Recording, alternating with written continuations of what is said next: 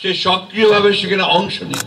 14 নির্বাচনের পরে 18 নির্বাচনের আগে এই সময়টা সে অনেক কাজ করেছে এবং তখন সমস্ত দলগুলোকে ঐক্যবদ্ধ করবার জন্য আজকে খুব খুশি হয়েছি যে মাহফুজুল্লাহ অন্তত মরণোত্তর রিকগনিশনটা পেল। আমি ধন্যবাদ জানাচ্ছি এই সরকারকে যে সত্যিকার অর্থেই একজন গুণী, অসাধারণ মেধাবী, একজন দেশপ্রেমিক, এই কথাটা খুব জোরে বলা দরকার। মানুষকে তারা সম্মানিত করেছেন। মাহফুজুল্লাহ অত্যন্ত মেধাবী ছাত্র ছিল, তার বড় ভাইয়ের মতোই।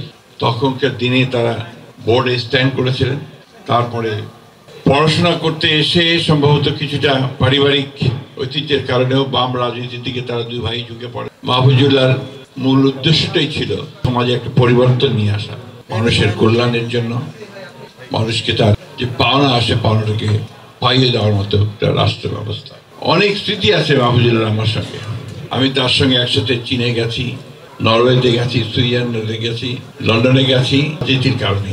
এবং এই একসাথে যাওয়াটা যে কত মধুর হতে পারে, কত জ্ঞান গর্ব হতে পারে, সেটা আমি উপলব্ধি করেছি।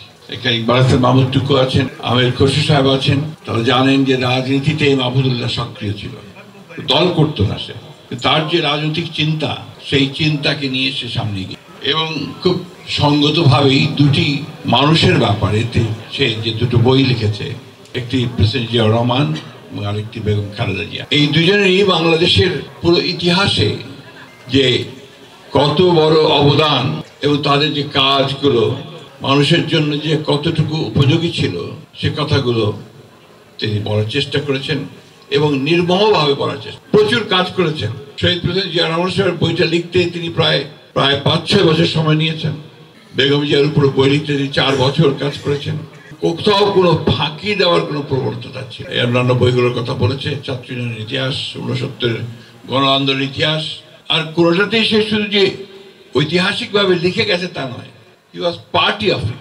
সে সক্রিয়ভাবে সেখানে অংশ নিয়ে। আমি সবচেয়ে বেশি আমার মনে পড়ে 14 নির্বাচনের পরে 18 নির্বাচনের আগে এই সময়টা সে অনেক কাজ করেছে এবং তখন সমস্ত দলগুলোকে ঐক্যবদ্ধ করবার জন্য মাহফুজুল্লাহ এবং মাহবুবুল্লাহ ভাইয়ের যে প্রচেষ্টা ছিল, আরেকজন ছিলেন জাফরুল্লাহ ভাই, সে প্রচেষ্টা ছিল একটা, এবং তারা ছিলেন বলেই সেদিন বোধহয় সেই বাম ডান সবাই মিলে একটা জায়গায় আসা সম্ভব হয়েছিল। একেবারেই গণতন্ত্রে বিশ্বাসী মানুষ ছিলেন এবং সেই গণতন্ত্রকে প্রতিষ্ঠা দেওয়ার জন্য তিনি কাজ করেছেন।